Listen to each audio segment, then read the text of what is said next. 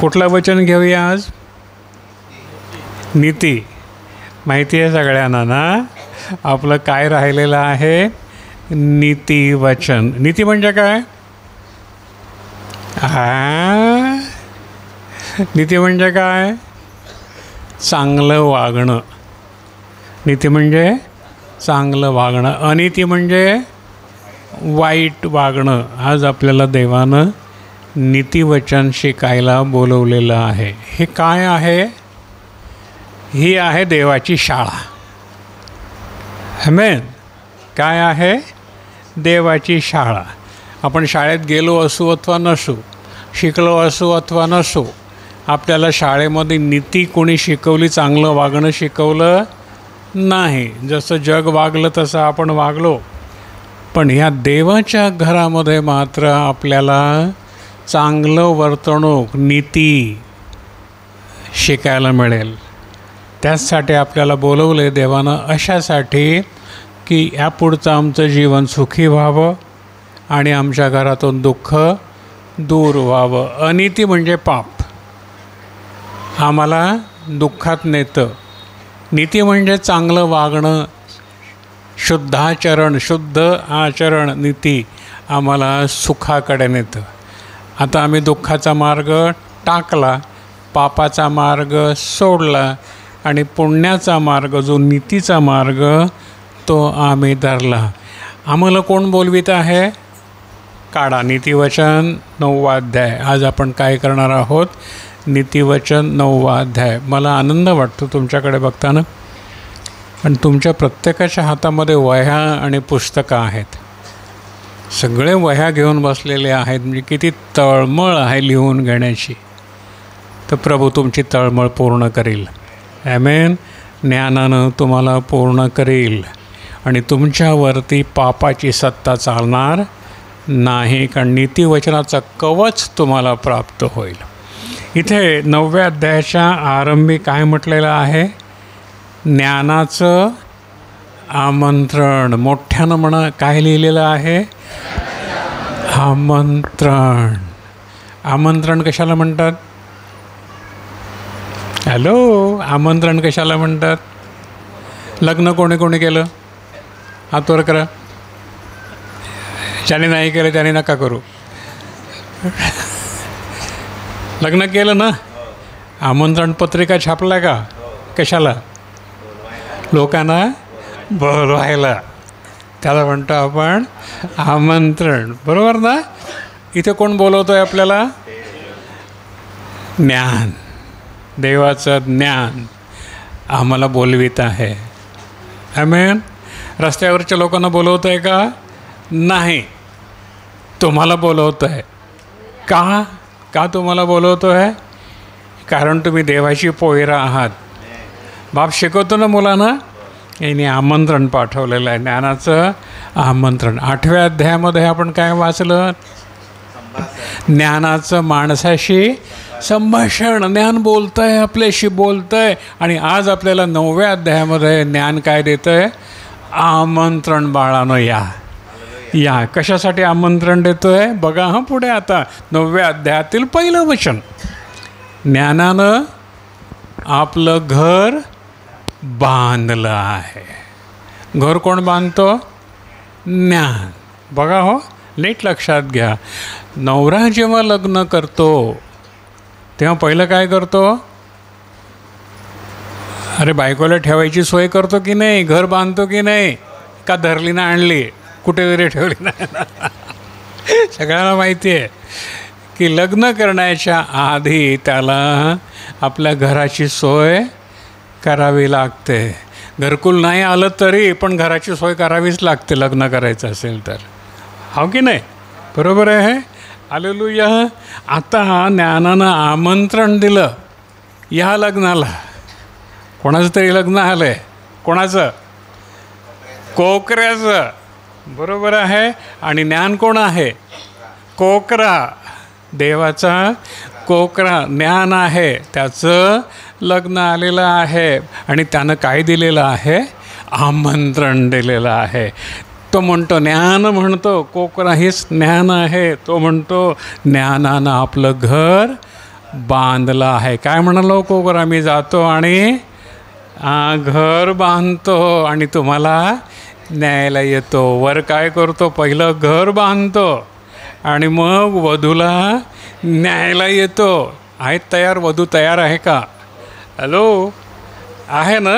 जायचं आहे ना, का इकडेच राहायचं आहे? वधू बापाच्याच घरी किती काळ राहील? नवऱ्याच्या घरी जाईलच ना, हो की नाही? हां, तयार आहे. मग ज्ञानानं आपलं घर बांधलं आहे. त्याने आपले 7 खांब तासून तयार केले आहेत. घराला खांब असतात की नाही? बघा, आपल्या घराला खांब आहेत की नाही? इकडे पण आहेत, इकडे पण आहे, सगळीकडे खांब आणि खांब. देवाच्या घराला किती खांब आहेत? 7. कोण आहे ते 7 खांब? अरे बोला. 7 मंडळ्या, 7 दिवटण्या. मंडळ्या ह्याच दिवे आहेत जगाचे, याच्यातूनच प्रकाश फाकतो. तुम्ही कोण आहात? गेल्या वेळेला आपण पाहिलं कोण आहात तुम्ही, काय जगाचा प्रकाश आहात. घर बांधले, घरामध्ये प्रकाश असतो का अंधार असतो? मी तुम्हाला अगदी खालच्या, अगदी लो लेवलला समजावून सांगतो आहे. अगदी हाय लेवलची लँग्वेज मी नाही वापरत तुमच्यासाठी. अगदी साधी सोपी, माझे लोक गरीब आणि साधे लोक आहेत. साध्या लोकांशी बोलावं तसं मी तुम्हाशी बोलतो आहे. त्या हायफाय लोकांशी बोलणं माझं वेगळं असतं. तिकडच्या ते हायफाय असतं, ते तुम्हाला नाही समजायचं. पण आपल्याला अगदी साधं सोपं, नाही का? काय केलं आहे त्यानं? ज्ञानानं, जो ख्रिस्त, तो जो ज्ञान, त्यानं आपलं घर बांधलं आहे. माहिती आहे ना सगळ्यांना? आणि न्यायला येतो आहे. त्याने आपले 7 खांब तासून. कसे? तासून, हो की नाही? मार खायला लागतो ना का नाही? येताना आपण जेव्हा आले तेव्हा कसं होतं? पक्का मार खाला ना? पडलो की नाही? मोडलो की नाही? रडलो की नाही? मार्ग दिसत नव्हता, मग हा बाबा, मग तो बाबा, मग तो बुवा, तो दगड्या, तो धोंड्या, सगळ्यांच्या पाया पडून झालं की नाही? काय मिळालं का? हे तासायचं काम चालू होतं आपलं. संकट दुःख आम्हाला काय करतात? तासतात. कोण मंडळी आहे देवाची जिला मार खाल्ला नाही, जिला मारलं नाही, जिच्यावर संकट आली नाहीत? अशी कोण मंडळी आहे प्रियानो? आज आपण बघणार आहोत. पहा, तासून तासून तासून. आपल्याकडे किती लोक होते? सगळे आले तर जागा पुरेल नाही. तासल्यानंतर काय झालं? सालपटं सगळी काय झाली? कुठे आहेत ते आता? सालपटं गेली कचऱ्यात, बरोबर आहे. जाळायला सालपटं काय करतात? आपल्याकडे मेस्त्री लोक आहेत ना, बरोबर आहे, आहेत ना मेस्त्री लोक. ओ मेस्त्री दादा,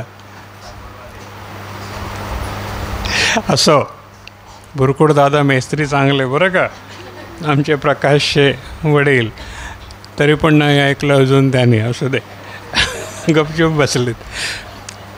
तासायचे नाही का लाकूड? तासकाम. मग त्याचा कचरा निघेल तो काय करायचा? जाळायचा, बरोबर आहे ना? कपाटात नाही ना ठेवायचा. कुठं काय करायचं? जाळायचा. आता खांब तासून तासून तयार करताना जी सालपटं फुलपटं जी निघाली ती काय कशासाठी आहेत? जाळण्यासाठी. भूस. हां, पक्का लक्षात ठेवा, प्रत्येक वचनाला अर्थ आहे. ती सालपटं सगळी गेली. आता राहिलं काय? ताशीव आणि कोरीव सुंदर खांब. हालेलुया. कसे राहिले? सुंदर खांब, अगदी गुळगुळीत छान. कुठे आहेत ते? देवाच्या घरात. हालेलुया. हे खांब आहेत. त्याने दुसरं वचन, त्याने आपले पशु कापले आहेत. मेजवानी आहे ना, हो की नाही? लग्नाची मेजवानी आहे ना, ज्ञानाची मेजवानी आहे ना. त्याने आपले पशु कापले आहेत. त्याने आपला द्राक्षरस मिसळला आहे. त्याने आपले मेजही वाढवून तयार केले आहे. मेजवानी आहे, उत्तम भोजन आहे, उत्तम भोजन आहे. त्यानं मेजवानी तयार केली आहे. आता हे पशु कोण आहेत रे बाळांनो जे कापले आहेत? सांगाल का? नाही ना सांगता येत? बघा, पूर्वीच्या काळी, जुन्या काळी, मोजेसच्या काळी बली अर्पण करीत वेदीवरती. आठवण आहे? जी मूळ मंडळी, पहिली मंडळी जी इस्रायल त्या भागामध्ये होती, पहिले लोक मोजेसच्या काळातले, त्यांना देवानं नियम लावून दिला होता की वेदीवरती यज्ञपशु अर्पण करायचे. आर्य लोक तिथूनच मध्यपूर्वेतून भारतामध्ये आले, तेव्हा तीच प्रथा होती यज्ञबली अर्पण करायची. पशु बली, त्यांना बली म्हणत असत, यज्ञबली. आज काय प्रथा आहे? आपला बली जो प्रभू तो अर्पीला गेला. हालेलुया. त्याच्यापेक्षा बली कुठलाही मोठा नसल्यामुळे आता ते बली, यज्ञबली, पशुबली अर्पण करण्याची प्रथा बंद झाली. आपल्यापुरता तिथे अजून चालू आहे, त्यांना अजून माहीत नाही आहे ते ज्ञान काय आहे. आता प्रकटीकरणाच्या 6व्या अध्यायातील 9वं वचन जरा नीट वाचा बघू. प्रकटीकरण 6वा अध्याय 9वं वचन. मी तुम्हाला हे पशु कोण आहेत ते सांगतो, हे बलिदान, हे बली कोण आहेत ते सांगतो. तिथं आपल्याला याचा नीट उलगडा होतो. कोण आहे ते बली? त्याने आपले पशु कापले आहेत, म्हणजे बली कोण आहेत? वाचा बघू. प्रकटीकरण 6वा अध्याय 9वं वचन. प्रकटीकरण 6वा अध्याय 9वं वचन, पान नंबर 1489. 9वं वचन. अभ्यास करणारे नीट अभ्यास करा, समजून घ्या. आणि त्याने 5वा सिक्का फोडला. तेव्हा देवाच्या वचनामुळे आणि जी साक्ष त्यांनी राखली होती तिच्यामुळे जे वधलेले होते. हे वधलेले पशु कोणामुळे वधले गेले होते? ख्रिस्तामुळे, प्रभूमुळे वधले गेले होते. आजही वधले जात आहेत. रस्तोरस्ती, गावोगावी छळ, मारहाण, निंदा. मणिपूरमध्ये कितीतरी लोक ख्रिस्तासाठी वधले गेले. आज आफ्रिकामध्ये, नायजेरियामध्ये 350 प्रभूच्या लोकांना गोळ्या घालून ठार मारण्यात आलं. प्रभूच्या लोकांना प्रार्थना करतात म्हणून वधले जात आहेत. पुढे काय लिहिलेलं आहे बघा. त्यांचे जीव मी वेदीखाली पाहिले. हां, त्यांचे जीव कुठे होते? जे वधले गेले, जे मारले गेले, ज्यांना ठार मारलं प्रभूसाठी, त्यांचे जीव कुठे होते? ते मेले का? ते नाही. कुठे होते? देवाच्या वेदी, देवाच्या बरोबर होते, देवाच्या वेदी बरोबर होते.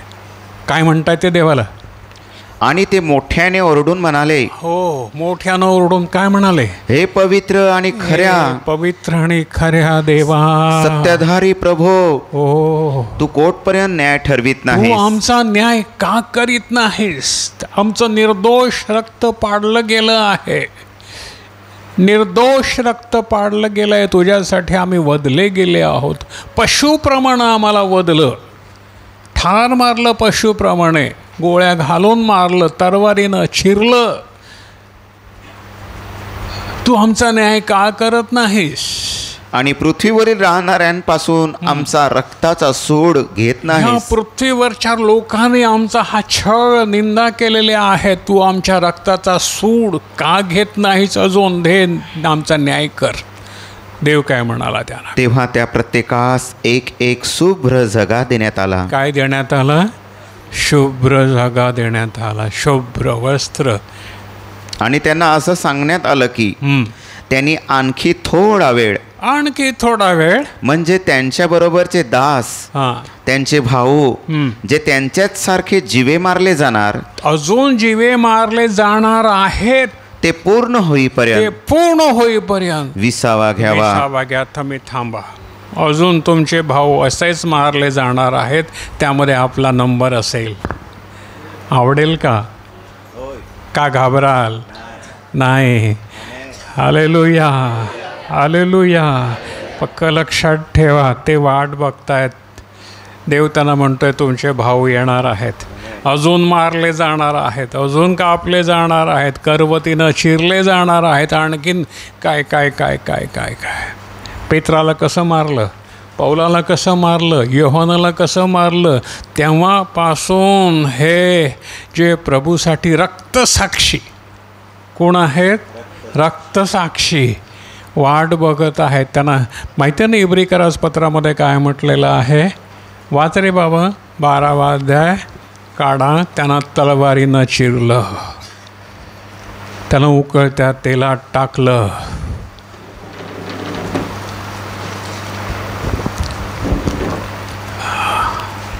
इब्रिकरास पत्र त्याचा 11वा अध्याय 33 वचन. त्यांनी विश्वासाने राज्य जिंकली. त्यानं त्या लोकांनी विश्वासानं राज्य जिंकली. आपल्यामध्ये विश्वास आहे ना. होय होय, माझा प्रभू येत आहे मला नेण्यासाठी. विश्वास, आम्ही घाबरत नाही. न्यायी पण प्रस्थापित केलं. त्यांच्यामध्ये अन्यायी नव्हता. वचने मिळवली. सिंहाची तोंड बंद केली. आपल्यावरती येतात ना सिंह, खाव खाव खाव खाव, आता खाव का मग खाव, हाव हाव करत येतात ना. त्यांची तोंड कोण बंद करणार आहे? तुम्ही बंद करणार. कोणत्या शक्तीनं? देवाच्या शक्तीनं. आमेन. अग्नीची शक्ती नाहीशी केली. तलवारीची धार चुकवली. ते दुर्बळांचे सबळ केले गेले. हालेलुया. ते लढाईत पराक्रमी झाले. त्यांनी परक्यांची सैन्य पळवली. स्त्रियांना त्यांची मेलेली माणसे पुन्हा जिवंत केलेली अशी मिळाली. हालेलुया. चमत्कार. छळ, निंदा, रात्र दिवस, दिवसही होता, रात्रही होती, छळ होते.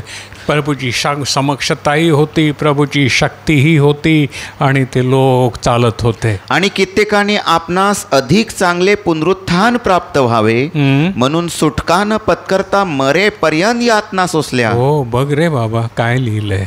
आपणास चांगलं जीवन मिळावं म्हणून जेलमधून सुटका न पत्करता अधिक काय केलं?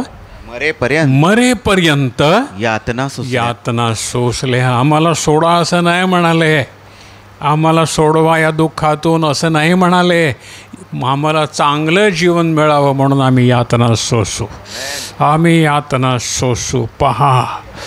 हालेलुया. आमचे पूर्वज आणि इतरांची टवाळ्यांनी व मारांनी, इतरांची निंदा, टवाळी, मार, बंधनानं, कैदेनं परीक्षा झाली. बाळांनो, आपल्यावर अजून आलं नाहीये, पण आपल्याला तयार व्हायचंय. त्यांना धोंडमार झाला. दगडाने मारलं, ठेचलं त्यांना दगडाने. परीक्षेत आणलं. करवतीनं चिरलं. रे बाबांना घ्या करवत एक छोटी आणि हात चिरा, बघू कसं वाटेल. त्यांच्या माना करवतीनं चिरल्या, जिवंत आखं चिरलं इथून शरीरात पूर्ण करवतीनं. तलवारीच्या आघाताने मेले. तलवारीनं मारलं. मेंढरांची व शेरडांची कातडी पांघरून ते हिंडले. काय त्यांचे हाल होते. त्यांच्यामुळे आपल्यापर्यंत ही सुवार्ता पोहोचली. लक्षात घ्या, हे ज्ञान त्यांच्यामुळे आमच्यापर्यंत पोहोचलं. त्यांच्या रक्तामुळे आपण जीवन मिळालं. आणि मग इथे थांब, तिथे थांब. आणि प्रभू म्हणतो, त्यानं आपले पशु कापले आहेत. त्याने आपले पशुच्या ठिकाणी त्यांनी आपली मुलं कापलीत. पशुसारखं त्यानं कापण्यात आलं. ती प्रभूची लाडकी मुलं होती, आणि त्यांचे जीव ते वेदी घालून ओरडत आहेत, हे प्रभू, या जगातल्या लोकांनी आमचं काय केलंय बघ, आमचा तू सूड का घेत नाहीस. काय म्हणतो प्रभू त्यांना? थोडा वेळ थांबा, तुमचे भाऊ येत आहेत. अशाच रीतीनं मार खाऊन मरून तुमचे भाऊ येत आहेत. थोडा वेळ थांबा, मी त्यांचा न्याय करणार आहे, त्यांना प्रतिफळ भरून देणार आहे. ज्यानी हे केलेलं आहे मग ते कोणत्याही रंगाचे असू देत, दलाचे असू देत, त्यांचे हाल तुमच्या डोळ्यासमोर भोगावे लागणार, त्यांना तुम्ही पाहाल. पण आपल्याला आज तयारी करायची आहे. कोण बोलवित आहे? आमंत्रण कोण देत आहे? ज्ञान. ज्ञान बोलवित आहे. भिवू नकोस. ज्ञानानं आपले पशु कापले आहेत, त्याने आपला द्राक्षरस मिसळला आहे. कोण आहे हा द्राक्षरस देणारा? प्रभू येशू. ज्ञान. द्राक्षरस मिसळला आहे. Hallelujah, hallelujah. मिसळला आहे. त्याने आपलं मेजही वाढवून तयार केलं आहे. कोणासाठी? वधूसाठी. बरोबर आहे. मेज, टेबल त्यानं वाढलं आहे. सगळं काय त्याला आहे. तिसरं वचन, त्याने आपल्या तरण्या कामकरणी बाहेर पाठवले आहेत. नीट लक्षात घ्या अर्थ. त्याने आपल्या तरण्या कामकरणी बाहेर पाठवले आहेत. ते नगरातल्या उंच स्थानाच्या माथ्यावरून हाक मारतं. कोण कोण तरण्या कामकरणी आहेत रे बाबांनो? तुमच्यातल्या बहिणी, आपल्या मुली रस्त्यावर उभं राहून सुवार्ता गाजवीत आहेत ना. सुवार्ता गाजवल्याशिवाय त्यांना मारतील का? तुम्ही गप्प बसाल तर तुम्हाला मारतील का? नाही मारणार. तुम्हाला वततील का? नाही मारणार. आणि ह्या न घाबरता रस्त्यावर जाऊन म्हणत आहेत, अहो या ज्ञान तुम्हाला बोलवित आहे. नीतिमत्व तुम्हाला बोलवित आहे. प्रभू स्वतः तुम्हाला बोलवित आहे. त्यानं आपलं घर तयार केलं आहे. हालेलुया. त्यानं आपलं मेज वाढलेलं आहे. आमंत्रण घेऊन मी तुमच्याकडे आली आहे. ही तरणी मुलगी किंवा मुलगा काय घेऊन जात आहेत? आमंत्रण घेऊन. ओ भोळ्यानो या, ओ तुम्ही या, देवाच्या मंदिरामध्ये या. आणि त्यामध्ये किती शांती आहे ती पहा. तिथे पाप नाही, तिथे भांडण नाही. त्याने आपल्या तिसरं वचन, त्यानं आपल्या तरण्या कामकरणी पाठवले आहेत. ते नगरातल्या उंच स्थानाच्या माथ्यावरून हाक मारते. नाही का? त्यावेळेला माईक नव्हते ना ओरडायला. उंच जागी उभं राहूनच बोलावं लागत असे ना. मी पण थोड्याशा उंच जागेच उभा आहे ना, तरी पण हे डबडं आहेच आपल्या पुढे बोलायला. पण त्या काळी नव्हतं. पण ह्या तरण्या त्या काम करणे उंच स्थानावरून हाक मारत होत्या, अहो या, अहो भोळ्यानो या. काय हाक मारून काय म्हणतं? चौथं वचन, जो कोणी भोळा आहे तो इकडे वळो. तुम्ही भोळे होतात ना. भोळे म्हणजे काय? बुद्धिहीन नाही, भक्त, त्रासलेले, कुठे जाऊ कळेना असं झालेले, कोण मला सोडवेल संकटात पडलेले भोळे. जो कोणी भोळा आहे तो इकडे वळो. ज्ञान काय म्हणतं? जो कोणी भोळा म्हणजे गरीब, स्वभावानं गरीब आहे तो इकडे वळो. जो बुद्धिहीन आहे म्हणजे ज्याला बुद्धी नाही त्याला काय म्हणते? त्याला म्हणते या हो. पाचवं वचन, या अहो या, तुम्ही माझ्या भाकरीतलं खा. कोण आहे भाकर? प्रभू येशू. इथे सगळीकडे तुम्हाला तोच दिसेल. पवित्र शास्त्र सुरुवातीपासून शेवटपर्यंत आपण जेव्हा वाचतो तेव्हा मध्यवर्ती ठिकाणी आपल्याला कोण भेटतो? प्रभू येशू. फक्त आणि फक्त प्रभू येशूभोवती हे पवित्र शास्त्र फिरत आहे. सगळीकडे तुम्ही बघाल तोच दिसतो, तोच भेटतो, कारण दुसरा कोणी नाही. किती संतांनी लिहिलं, किती संदेष्टांनी लिहिलं. या पुस्तकामध्ये कितीतरी संदेष्ट आपल्याला भेटतात, परंतु त्यांच्यामध्ये हजारो वर्षाचं अंतर आहे. एक दुसऱ्याला ओळखत नाही, परंतु ते सर्व त्याला ओळखतात आणि त्याच्याच विषयी लिहितात. हे मोठं आश्चर्यच आहे. असं जगामध्ये कुठलंच पुस्तक नाही की हजारो संदेष्टांनी लिहिलं, त्यांच्यामध्ये स्थळ काळामध्ये हजारो मैलाचं अंतर होतं, हजारो वर्षाचं अंतर होतं, परंतु ते एकाच व्यक्तीविषयी लिहितात, तो आहे प्रभू येशू. आमची वेदशास्त्र पुराणं येशूविषयीच लिहितात. काय म्हणतात? कुंती पुत्राय नमः. कुंतीचा जो पुत्र, कुंती म्हणजे कुमारी, त्याच्या पुत्राला प्रणाम करा. दुसरा कोण पुत्र आहे? कुमारीचा पुत्र दुसरा कोण आहे येशूशिवाय? ज्याच्याविषयी सगळ्या हजारो वर्षापूर्वी लिहिले की कुमारी जन्म देईल मुलाला, त्याचं नाव ते येशू ठेवतील. ते पण लिहिलेलं आहे हजारो वर्ष आधी. कोणाविषयी म्हटलेलं आहे? ब्रह्मपुत्राय नमः. कोण आहे ब्रह्मपुत्र येशूशिवाय? कोणाविषयी म्हटलेलं आहे? मृत्युजयाय नमः. मृत्यूवर विजय मिळवणाऱ्याचा नमन असो. कोण आहे? मरणावर विजय मिळवून उठलेला दुसरा कोणी आहे जगात? नाही. कवी कल्पनेत देखील कोणी नाही उठलेला. सत्य आहे. किती विषयी, किती म्हटलेलं आहे त्याच्याविषयी. अनेक ठिकाणी मी तुम्हाला पुढे रेफरन्स देईन, आज वेळ ती नाही आहे. पुढे सगळ्या रेफरन्स सहित कुठल्या कुठल्या पुस्तकामध्ये, कुठल्या कुठल्या ग्रंथामध्ये, कुठल्या कुठल्या वेदामध्ये लिहिलेलं आहे प्रभू येशू ख्रिस्ताविषयी, ते मी तुम्हाला पटवून सांगेन. कारण ज्यांना आत्मा होता, ज्या आत्म्यानं लिहिणारे होते, ऋषीमुनी होते, त्यांना प्रकट झालं आणि त्यांनी लिहून ठेवलं. पण आजच्या लोकांना त्याचा अर्थच माहीत नाही.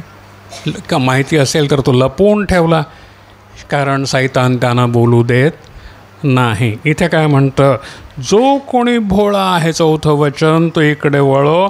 जो बुद्धिहीन आहे त्याला ते म्हणते, या तुम्ही माझ्या भाकरीतलं खा. बुद्धिहीन आहे. कालपर्यंत आपण बुद्धिहीन होतो.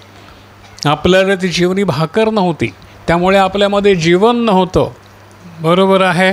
आपण त्या भाकरीतलं खाल्लं की नाही? प्रभू भोजन घेतलं की नाही? घेतलं ना, खाल्लं ना. काय झालं? जीवन बदलून गेलं. हालेलुया. या हो, तुम्ही माझ्या भाकरीतलं खा. हे माझं शरीर, हे माझं रक्त, मी द्राक्षरस मिसळला आहे. माझ्या भाकरीतलं खा, जो द्राक्षरस मी मिसळला आहे, त्यातून प्या. हे घ्या आणि खा. कुठे म्हटलं? पहिला करंथी 11वा अध्याय. खा, यातून घ्या आणि खा, यातून प्या. हे माझं खरं अन्न आहे, हे माझं शरीर आहे. हे तुम्हासाठी मरपिलं जात आहे, मोडलं जात आहे. घ्या, हे माझं रक्त आहे, यातून प्या. हा द्राक्षरस आहे, परंतु तो द्राक्षरस तुम्ही पिता, परंतु ते प्रत्यक्षामध्ये माझं रक्त आणि मांस आहे. हे तुम्हासाठी अर्पिलं जात आहे. खा. भोळ्यानो, हे ज्ञान हाक मारून काय म्हणतं? 6वं वचन. भोळ्यानो, आपलं भोळेपण सोडा आणि वाचा. आपलं भोळेपण सोडा आणि वाचा. कोण बोलवित आहे? प्रभू येशू. कोण आहे? ज्ञान. कोण आहे? प्रभू येशू. हे माझ्या भाकरीतलं खा. हालेलुया. प्रभू येशू जन्माला येण्याच्याही कितीतरी शेकडो वर्ष आधी हे लिहिलेलं आहे नीतिवचन. आमेन. कोणाविषयी सांगतं? प्रभू येशूविषयी सांगतं. पहा, सलमोनाला हे ज्ञान कोठून झालं? आत्म्याकडून झालं. आमेन. पहा, आणि हे आज आपल्या काळामध्ये पूर्ण झालेलं आपण पाहतो. आपण किती भाग्यवान आहोत. त्यानं आत्म्यानं लिहिलं. जेव्हा हे घडायचं होतं तेव्हाही ज्ञान हाक मारित होतं, तेव्हा हे ज्ञान आम्हाला हाक मारित होतं, आणि आज आम्ही आलो आहोत. आमच्या पुढच्या पिढ्यांना देखील हेच ज्ञान हाक मारित आहे. त्या पिढ्या येतील आणि या भाकरीतून खातील, या द्राक्षरसातून पितील. आमची मुलं सर्व काळ जगतील, ती मरणार नाहीत. आमेन. हालेलुया. पापाकडे जाणार नाहीत, घाणीमध्ये पडणार नाहीत, शेणामध्ये लोळणार नाहीत, नवल्या आणणार नाहीत. तर शांतपणे आपली मुलं पापात न पडता व्यभिचार न करता, भ्रष्टाचार न करता आपल्या देवाकडे, जिवंत देवाकडे, खऱ्या ज्ञानाकडे भावभक्तीनं लक्ष लावतील आणि जीवनाच्या मार्गामध्ये सफळ होतील, सबळ होतील, हे तुमचं आईवडिलांचं काम आहे. आमेन. हे तुम्हा आणि आमचं काम आहे की आमच्या मुलांना आम्ही या मार्गामध्ये सबळ करावं. जर यापेक्षा आणखी चांगला मार्ग कुठला असेल तर मला सांगा, मी येतो तुमच्या मागे. सांगा, मला सांगा. या मार्गापेक्षा पवित्रतेचा दुसरा जर कुठला मार्ग असेल तो मला सांगा. कोणता बुवा जर तुम्हाला शिकवित असेल, कुठला बाबा जर तुम्हाला शिकवित असेल तर मला सांगा, मी पण त्याच्या मागे जातो. आहे का कोणी? दिसलं कोणी आहे? नाही. आपलं शरीर जो वधस्तंभावर तर अर्पण करतो तुमच्यासाठी असा कोणी बुवा बाबा आहे? नाही. जो मरणावर विजय मिळून उठतो असा कोणी बुवा बाबा आहे? नाही. जो कोणी तुम्हाला म्हणेल ये मी तुला शांती देतो, कोणी आहे? नाही. मग मला सांगा, या जगाला कुठला आधार? येशूशिवाय कोणता आधार आहे? काय द्यावं आम्ही त्यांना? काय द्यावं? खोट्या खोट्या कल्पनेतल्या गोष्टी सांगून त्यांचं समाधान होईल का? कल्पनेतली भाकर खाऊन त्यांचं पोट भरेल का? नाही. आणि हे भाग्य आम्हाला मिळालं. ज्ञानानं आम्हाला बोलवलं, ज्ञान आम्ही घेतलं आणि आमची घरं सुधारली. आमेन. तुम्ही साक्षी आहात प्रियानो. आता गप्प राहायचं नाही आहे. अनेक लोक दुःखामध्ये आहेत. जा प्रियानो, जा जा. त्या भोळ्यानं सांगा, अरे भोळे पण सोडा, या तुमच्यासाठी जीवन आहे. आमेन. हालेलुया. भोळे 6 वचन. भोळ्यांनो सांगा. काय सांगा? भोळ्यांनो आपलं भोळेपण सोडा आणि वाचा. तुम्ही भोळेपण सोडलं, तुम्ही वाचलात. आता तुमचं काम आहे उंच स्थानावर उभं राहून हाक मारून त्या भोळ्यांना म्हणावं, भोळ्यानो, हो भोळ्यानो, हो वेड्यानो, या. दुःखी आहात काय? घरामध्ये दुःख आहे काय? दारू आहे काय? पाप आहे काय? आजार आहे काय? रोग आहे काय? या या. ज्ञान तुम्हाला बोलवित आहे. ज्ञान तुम्हाला आमंत्रण देत आहे. आमंत्रण देण्याचं काम, पत्रिका वाटण्याचं काम कोणाचं आहे? तुमचं आहे. लग्न आलं आहे कोकऱ्याचं आणि त्याने आमंत्रण द्यायला तरण्या काम करणे बाहेर पाठवले आहेत. मेज तयार आहे, द्राक्षरस तयार आहे, भाकर तयार आहे. हालेलुया. पहा भोळ्यानो आपलं भोळेपण सोडा आणि वाचा आणि बुद्धीच्या मार्गानं नीट चाला. बुद्धीच्या मार्गानं नीट चाला. गाढवाला बुद्धी आहे का? नाही. तो बुद्धीच्या मार्गानं चालू शकतो का? नाही. तो कचऱ्याच्या बाजूला कचरा पडलेलाच खाणार. त्याला गूळ द्या. गाढवाला गुळाची काय चव म्हणतात ना. गाढवाला गुळाची काय चव? तो काय खाणार? रस्त्याला पडलेला कचरा, कागदपत्तीच खाणं. बरोबर आहे. परंतु इथे देव आम्हाला बोलवित आहे, ज्ञान बोलवित आहे. तुम्हाला मिळालं, तुम्ही वाचलात. 7वं वचन. जो निंदकाला सुबोध करतो तो स्वतः अप्रतिष्ठा पावतो आणि जो दुष्टाला वाग्दंड करतो त्याला कलंक लागतो. याचा अर्थ काय?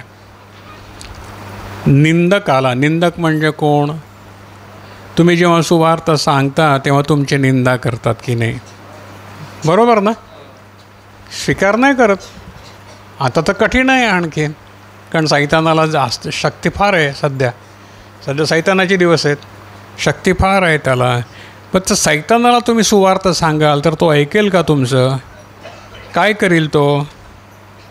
तो उलटेल तुमच्यावरती, नाही का? डुकरापुढे मोती टाकलं तर डुकर काय करेल? लिहिलं आहे ना वचनामध्ये. डुकरापुढे आपली, याच पुढे आपल्याला कळेल ते. पुढे आपण जसं जाऊ, डुकरापुढे मोती टाकू नका, टाकली तर ती उलटून तुम्हाला फाडतील आणि मोती तुडवून टाकतील पायाखाली. तुमचं ज्ञान हे मोती आहेत. तुमचं ज्ञान हे मोती आहेत. निंदकापुढे टाकायचे का? नाही. निंदक ते घेतील का? नाही. ते उलट तुमची अप्रतिष्ठा करतील, म्हणजे निंदा करतील. तुम्ही ह्या निंदकांना, डुकरांना जर हे ज्ञानाचे मोती द्यायला गेला तर तुमची अप्रतिष्ठा करतील. जो दुष्टाला वाग्दंड करतो त्याला कलंक लागतो. असा जर दुष्ट कोणी भेटला तुम्हाला आणि तुम्ही त्याला शब्दाचा वाग्दंड म्हणजे शब्दाचा मार देणं, बरोबर आहे? शब्दाचा मार देणं. वाग्दंड, वाग म्हणजे वाचा, शब्द, दंड म्हणजे फटका. वाग्दंड करणं, दुष्टाला बोध करणं किंवा त्याला सांगणारे असं करू नको, तुला अक्कल नाही, तुला वगैरे वगैरे. तर काय होईल? दुष्टाला वाग्दंड करतो त्याला कलंक लागतो. तो उलटून तुमच्यावरती येईल मारामारी करायला. तुम्ही तोंडानं बोलाल, तो ठोशानं बोलेल, मारामारी करेल. अशांच्या नादी आपल्याला लागायचं नाही. 8वं वचन, निंदकाला वाग्दंड करू नको. तुझ्या बाजूला जर कोणी तू प्रार्थनेला जातोस, तू प्रार्थना करतोस, मूर्तीपूजा करत नाहीस, दारूबाजी करत नाहीस, शिव्या शाप देत नाहीस आणि प्रार्थनेला जातोस, म्हणून तुझा शेजारी तुला काय करील? निंदा करील. आहेत ना, करतात ना, का नाही करत? रोजचा अनुभव आपला. आपल्या शेजारचे लोक आपण प्रार्थनेला जातो म्हणून आपली भरपूर निंदा करतात, नाही का? धर्म बदलला म्हणतात. त्यांना धर्म काय तेच माहिती नाही आहे. ते बदलला, त्यांना कुठून समजणार? मग त्यांना तू वाग्दंड करू नको. निंदकाला वाग्दंड, त्याला उलट बोलू, त्याला बोधही करू नको. केला तर तो तुला द्वेषील. तू जर त्याला काही बोलशील, त्याने तुला शिव्या मारल्या आणि तू त्याला उलट बोललास तर तो काय करील? तुझा द्वेष करील, भांडण वाढेल, तंटा वाढेल. त्याला तेच पाहिजे सैतानाला. ज्ञानवानाला वाग्दंड कर. कोणाला बोल? ज्ञानवानाला. जो ज्ञानी आहे, जो ज्ञानी आहे त्याला बोल. जो सुसंस्कृत, सुशिक्षित म्हणत नाही मी, सुसंस्कृत, ज्याच्यावर चांगले संस्कार झालेले आहेत त्याला वाग्दंड कर, म्हणजे तो तुला प्रिय मानेल. त्याला त्याच्या चुका दाखव. अरे बाबा, हे कसं रे? हातानं मूर्ती बनवली, तू विकत आणली, विकत घेतली, बरोबर आहे, तू घरात ठेवली, तर ती तुला काय देईल? हे जेव्हा तू त्याला समजावून सांगशील, तो ज्ञानी आहे, त्याला पटेल. होय, हे बरोबर आहे, हा म्हणतो ते बरोबर आहे, मी तेच करीत आलो आजपर्यंत. मी विकत आणली मूर्ती आणि त्याला म्हटलं तू माझा देव आहेस, तू मला बरं कर. आता विकत आणलेला देव मला कसं बरं करील? मी त्याचा देव झालो, कारण मी त्याला विकत घेतलं आहे. प्रभूनं मला विकत घेतलं आहे म्हणून तो माझा देव आहे. आमेन, हालेलुया.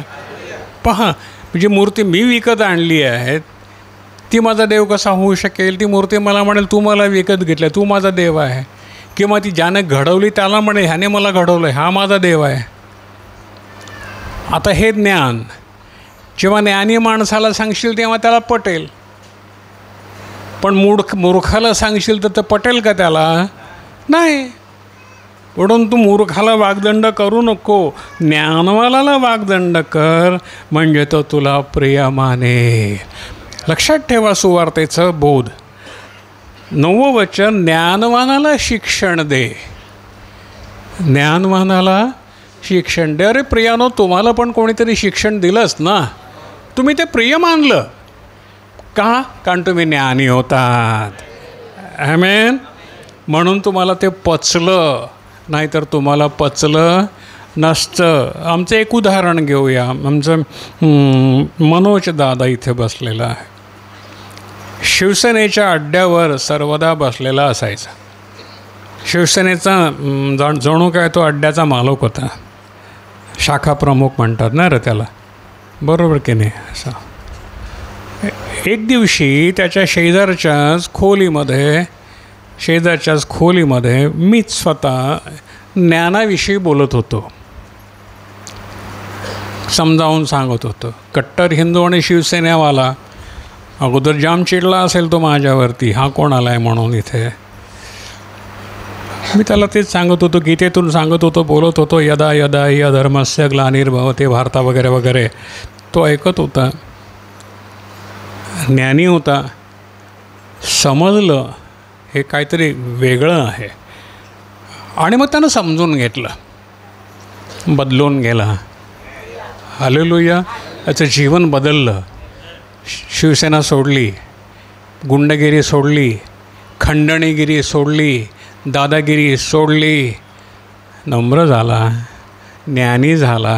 ज्ञानवाला इथे कायच घडलं, वचन पूर्ण झालं. ज्ञानवानाला शिक्षण दे, म्हणजे तो तुला, म्हणजे तो आणखी ज्ञानवान होईल. ज्ञानवानाला शिक्षण दे म्हणजे तो आणखी ज्ञानवान होईल. न्यायीला शिकव म्हणजे तो विद्येमध्ये वाढेल. आज मी तेच करीत आहे. मी मूर्खांना शिक्षण देत नाही आहे. तुम्ही जे ज्ञानवंत आहात, ज्ञानी आहात, सत्य तुम्हाला समजलेलं आहे, सत्याने तुम्हाला बंधमुक्त केलेलं आहे, म्हणून तुम्हाला मी आणखीन पुढे नेत आहे की तुम्ही अधिक आणि अधिक ज्ञानवान व्हावं, की तुमच्या पुढे वादामध्ये कुठलीच जीभ टिकू नये. तुम्ही त्यांना सर्वांना हरवावं, कारण ज्ञान, आकाशातून आलेलं ज्ञान हे तुमच्याकडे आहे. बरोबर आहे? हालेलुया. भगतदादा बरोबर का? हे ज्ञान तुमच्याकडे आहे. तुमच्या पुढे जीभ टिकणार नाही वादामध्ये, कारण त्यांचंही ज्ञान तुम्हाला माहिती आहे, कारण तुम्ही त्यातलेच, आणि हेही ज्ञान आता तुम्हाला माहिती आहे. त्यामुळे त्यांचं ज्ञान या शुद्ध ज्ञानापुढे टिकणार नाही. आणि हा आमचा वारसा आहे प्रियानो. हालेलुया. पहा, ज्ञानवानाला नववं वचन परत लक्षात घ्या. ज्ञानवानाला शिक्षण दे. अज्ञानाच्या नादी लागू नका, ते उलटून तुला फाडतील. एखादा दारू पिऊन झिंगलेला माणूस आहे, त्याला तुम्ही सुवार्ता सांगणार का? काय करील तो? मारामारी करील. पण एखादा ज्ञानी माणूस आहे, जो थकलेला आहे, जो खचलेला आहे, त्याला समजत नाही संकट आणि समस्या माझ्यावर का आहेत, तुम्ही ओळखाल की ह्याला गरज आहे, हा ज्ञानी माणूस आहे, परंतु हा पिचलेला आहे, खचलेला आहे. आणि तुम्ही त्याला जेव्हा सांगाल, अरे बाबा रे, तुझ्या सुटकेचा मार्ग आहे रे दादा, सांगू का तुला, पटेल का तुला, ज्ञान देतो. तो म्हणेल सांग, कारण तो थकलेला आहे. तुम्हाला एक लक्षात घ्या, आपण बियाणं कधी टाकतो रे जमिनीमध्ये? ओल्या जमिनीत का सुक्या? वाय. जेव्हा जमीन तापते, उन्हाच्या कडक, मे महिन्यातल्या कडक उन्हानं जमीन तापते, त्याच्यामध्ये ऊब असते. थंड पडलेल्या जमिनीत बीज रुजत नाही, थोडंच रुजतं, बाकी कुजून जातं. पक्का लक्षात घ्या, शेतकरी असाल तर पक्का लक्षात घ्या. वापसा म्हणतो आपण त्याला. काय म्हणतो? वापसा. हिंदू ह्याच्यामध्ये म्हणजे शेतकरी भाषेमध्ये वापसा. जेव्हा जमीन अतिशय तप्त झालेली असते, तापलेली असते, आणि मग पहिला पाऊस त्याच्यावरती पडला की तवा कसा तापलेला असता, आणि आपण त्याच्यावर पाण्याचा शिडकाव, आम्हाला का सनकान आवाज येतो. बरोबर ना? येतो की नाही? तसा जमिनीवरती जेव्हा पहिला पाऊस पडतो ना, तेव्हा त्या जमिनीतून वाफ बाहेर निघते. गरम झालेली जमीन, वरून पडलेला पाऊस, त्याची होते वाफ, त्याला म्हणतात वापसा. जेव्हा त्याच्यात तुम्ही बीज टाकता, तेव्हा त्या जमिनीतल्या गरमीनं आणि त्या थंडाव्यानं, वापशानं त्याला कोंब फुटतात. चिखलावर टाकून बघा, कदाचित रुजणार नाही आहे ते, बरंच बी रुजत नाही. भाताचं रुजेल, कारण तो ते चिखलातच त्याचा जन्म आहे, पण इतर ठिकाणी गहू वगैरे अशा ठिकाणी रुजत नाही, त्याला वापसा यावा लागतो. तसं संकटानं जेव्हा आम्हाला वापसा येतो ना, उन्हाचा संकट म्हणजे ऊन, जबरदस्त संकट, दुःख, क्लेश, निराशा, आजारपण, घरामध्ये भयानक संकट, काय करू, कारण आम्ही त्यातून गेलो. आणि मग जेव्हा अशा वेळेला जेव्हा पाण्याची गरज आहे, तेव्हा कोणीतरी ग्लासभर पाणी दिला का, अशा वेळेला जेव्हा आम्ही वचन सांगतो, ते वचन तिथे रुजतं, अशा ठिकाणी रुजतं. हालेलुया. ज्याचं पोट भरलं आहे त्याच्यापुढे तू बिर्याणी घेऊन जा, त्याला चव नाही लागणार. पण ज्याचं पोट रिकामी आहे, तो जेवलाच नाही, जो उपाशी आहे, त्याला सुकी भाकर दे, तो आनंदानं बिर्याणीपेक्षा जास्त आनंदानं खाईल. Hallelujah, hallelujah. पण भुकेला येवो प्रभू म्हणतो, तान्हेला येवो. हालेलुया. पोट भरलेल्याला त्याचा काही गोडी नाही आहे. तर इथे काय म्हटलेलं आहे, ज्ञानवानाला शिक्षण दे म्हणजे तो आणखी ज्ञानवान होईल. न्यायीला शिकव म्हणजे तो विद्येमध्ये वाढेल. ओळखा, आत्म्य ओळखायला शिका आणि अशा लोकांना देवाच्या ज्ञानाचं बीज पेरा. त्यांना आमंत्रण द्या, त्यांना म्हणावं तुझ्यासाठी मेज वाढलेलं आहे. भुकेला आहेस काय, तुझ्यासाठी जेवणाचं टेबल वाढलेलं आहे. ये बाळा आणि पोटभर जेव, घाबरू नको, तू सुखी होशील. आम्ही झालो, त्याला सांग आम्ही झालो, मी पण तुझ्यासारखाच होतो ना. पण ज्ञानाला तू ज्ञान दे म्हणजे तो आणखी ज्ञानवान होईल. न्यायीला शिकव म्हणजे तो विद्येत वाढेल. मी पुन्हा पुन्हा हे 10 वेळा सांगितलं तुम्हाला, आता एक 10 मिनटामध्ये. 10वं वचन, यहोवाचं भय ज्ञानाचा प्रारंभ आहे. ज्ञानानं आमंत्रण केलं आहे खरं, पण ज्याला परमेश्वराचं भय आहे ना त्याला ते मिळेल. पण ज्याला परमेश्वराचं भय नाही त्याला आमंत्रण पोचणार नाही. तो आमंत्रण घेईल आणि कचऱ्यात टाकून देईल, नाही का. आपल्याकडे आमंत्रण पत्रिका आल्या की जे खास आहेत त्यांचीच आपण लक्षात ठेवतो, बाकी खास नाहीत त्यांचा देतो टाकून. सगळ्या काही डिग मारून ठेवतो का आपण? डिगभर येतात पत्रिका, नाही का. इथे काय म्हटलं, यहोवाचं भय ज्ञानाचा प्रारंभ आहे. ज्या माणसाकडे देवाचं भय आहे त्याला हे ज्ञान पटेल आणि तो ते घेईल. आणि त्या पवित्राला ओळखणं हीच बुद्धी आहे. कोण पवित्र? प्रभू येशू. त्याला ओळखणं हीच बुद्धी आहे. हे जर तू घेतलंस तर काय होईल? 11वं वचन, माझ्याकडून तुझे दिवस हे ज्ञान असंच येत नाही, फुकट येत नाही, काय काय घेऊन येतं. पहिली काय घेऊन आलं? तुझे दिवस बहुत पट होतील, तुझ्या आयुष्याची वर्ष वाढतील. हे ज्ञान जर घेतलं, हे आमंत्रण जर स्वीकारलं तर तुझे दिवस बहुत होतील, तुझ्या आयुष्याची वर्षे वाढतील. ज्ञानी असलास तर तू आपणासाठी ज्ञानी असशील. काही लोकांना वाटतं मला खूप माहिती आहे, नाही का. आपल्याकडे येऊन गेले बोबीपाड्यातले, खूप ज्ञानी होते. काय झालं पुढे? मी त्यांच्यासाठी खूप कष्ट केले होते सुरुवातीला, पण ते ज्ञानी होते रे बाबांनो. त्या ज्ञानामुळे त्यांचा बचाव झाला का? नाही, नाही झाला. का नाही झाला? कारण तू ज्ञानी असलास तर तू आपणासाठी असशील, आणि जर तू निंदा केली तर तूच मात्र तिचे फळ भोगशील. आपण करू आपण्यासाठी. म्हणून अतिज्ञानी असू नको, देवाचं भय धर. परत लक्षात घ्या, अतिज्ञानी असू नको, देवाचं भय धर. देवाचं वचन हे तुझं ज्ञान असू दे. देवाचं वचन हे तुझं ज्ञान असू दे. प्रियानो, लक्षात घ्या, लक्षात घ्या. शाळेमध्ये जे काही शिकलो ते संपलं किंवा उपयोगी पडलं तर ते पुरता सर्टिफिकेट दाखवण्यापुरता, नोकरी मिळवण्यापुरता. नोकरी मिळवायला गेलो का ते आपलं सर्टिफिकेट बघतात की नाही, पुढे त्याचा काय उपयोग होतो का आपल्याला? नाही. ह्या ज्ञानाचा रोज उपयोग होतो. हालेलुया. या ज्ञानामुळे आमचे डोळे परस्त्रियांना पाहणार नाहीत, आमची जीभ वाईट गोष्टी उच्चारणार नाही, आमचे हात लाच घेणार नाहीत, आमचे हात पाप करणार नाहीत. कोणतं ज्ञान बरं आहे? देवाचं ज्ञान, देवाचं भय, ते ज्ञान. हालेलुया. पहा, आता पहिलं सांगितलेलं आहे ज्ञानाचं आमंत्रण. मिळालं का सगळ्यांना आमंत्रण? हॅलो, आमंत्रण मिळालं का? कशाचं? ज्ञानाचं. कोकऱ्याच्या लग्नाचं मेजवानीचं मिळालं का? हॅलो. आता पुढचं आमंत्रण कोणाचं आहे? मूर्खतेचं आहे. कुठलं घ्यायचं? हे दादानं कुठलं घ्यायचं रे दादा? बघा हो, भेटेल दोन्ही रस्त्यात भेटेल. हे पण भेटेल रस्त्यात, हे जास्त भेटतं.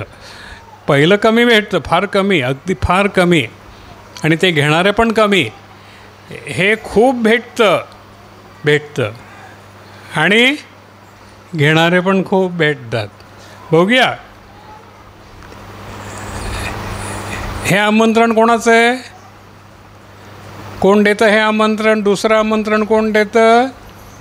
विनोद दादा वाच रे बाबा.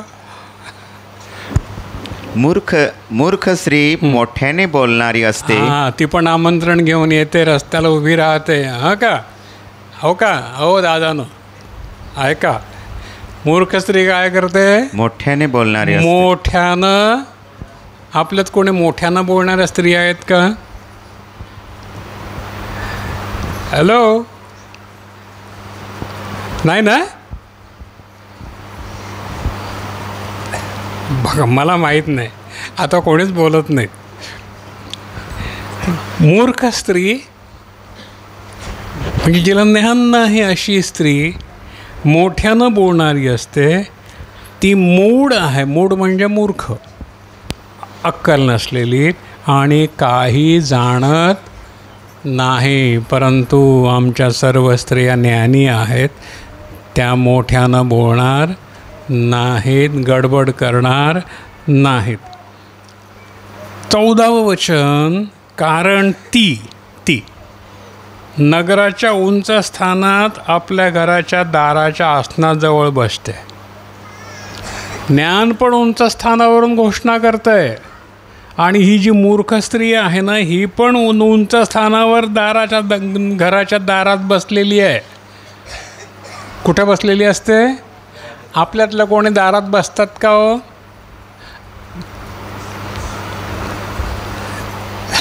मला नाही माहिती. कुठे बसते ती मूर्ख स्त्री? दारात. आणि कोणाला हाक मारते? दादा अरे या की.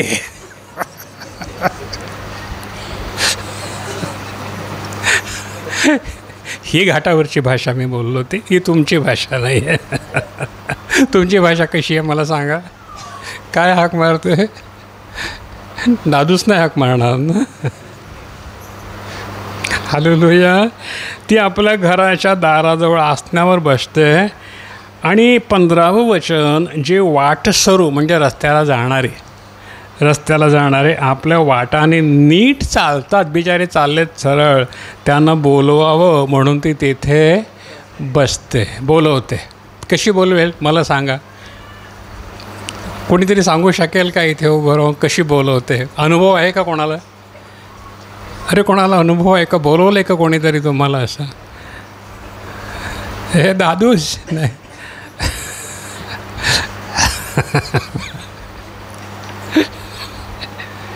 हालेलुया. लक्षात घ्या. 16वं वचन ती काय म्हणते? जो कोणी भोळा आहे तो इकडे वळो. भोळा हा शब्द पुढेही आला, मागेही आला, आपण पाहिला ना, हो की नाही? 4थ्या वचनामध्ये काय म्हटलं आहे? ज्ञान काय म्हणतं आहे? जो कोणी भोळा आहे तो इकडे वळो. आणि ही काय म्हणते? जो कोणी भोळा आहे तो इकडे वळो. बघा आता तुम्हीच बघा. एक उजव्या बाजूला बोलवते आणि दुसरी डाव्या बाजूला बोलवते. आता इथे आहे ज्ञानाचा संबंध. ज्ञानी माणूस कुठे जाईल? कुठल्या बाजूला जाईल? कोणाच्या बाजूला जाईल? उजवीकडे जाईल का डावीकडे जाईल? उजवीकडे जाईल. नक्की ना? बघा तुम्हीच बोललात उजवीकडे जाईल, मला सांगू नका, मी सांगितलं तुम्हाला. हालेलुया. ही वचनं अशा रीतीनं नीट समजून घ्यायची आहेत. मूर्ख स्त्री पण बोलवते आणि ज्ञान पण बोलवतं, पण दोघांचा 36चा आकडा आहे. दोघांचा अजिबात पटत नाही. आता ओळखण्याचं काम कोणाचं? ओळखण्याचं काम कोणाचं? तुमचं ना. अरे तुम्ही ज्ञानी की नाही का अज्ञानी? बघा हो, बसली आहे, जाताना बोलवेल. काय करायचं? हालेलुया. इथे ज्ञानाचं काम आहे. हे ज्ञान माणसाला सांभाळतं. ज्ञान माणसाला म्हणतं हा मार्ग तुझा नाही, हा पवित्रतेचा मार्ग नाही, हा तुझ्या परमेश्वराचा मार्ग नाही, हा सैतानाचा मार्ग आहे, हा नरकाचा मार्ग आहे. ती बसली आहे तिथे. तुला कुठे जायचं हे तू ठरव. आमेन. आपली बरीच तरुण गेले ना, गेले की नाही? बरोबर ना? फार गेले ना. अजून किती जाणार आहेत? काही भोळे उजवीकडे वळले, काही भोळे डावीकडे वळले. भोळे दोघंही होते. एकाला अक्कल होती, एकाला अक्कल नव्हती. दोघंही होते. इथेही आहेत. आज निर्णय तुमचा आहे. एक मार्ग नरकाकडे जातो, एक मार्ग प्रभूकडे जातो. आमेन. हालेलुया. पहा 15वं वचन परत. जे वाटसरू म्हणजे प्रवासी रस्त्याला चालतात, आपल्या वाटाने नीट चालतात. अजूनपर्यंत त्यांच्यामध्ये काही दोष नाही, कारण ते आपल्या वाटाने नीट चालतात. पण त्यांना बोलवावं म्हणून ती तिथे बसते. आणि काय म्हणते 16वं वचन? ती म्हणते जो कोणी भोळा आहे तो इकडे वळो. जे भोळे उजवीकडे वळले ते परत डावीकडे वळतील का? हां, वळले ना.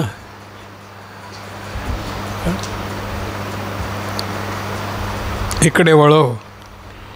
आणि जो बुद्धिहीन त्याला ती म्हणते, जो बुद्धिहीन, ज्याला अक्कल नाही, बुद्धिहीन त्याला ती म्हणते. काय म्हणते? 17वं वचन. चोरलेलं पाणी गोड आहे. ते हक्काचं पाणी नाही आहे. ती जे पाणी प्यायला देईल ते हक्काचं आहे का? चोरलेलं आहे ते. चोर रात्री चोरी करतो ना, मग हा पण रात्रीच घुसतो ना तिच्या घरात. चोरलेलं पाणी ना, बरोबर आहे. गोड आहे का?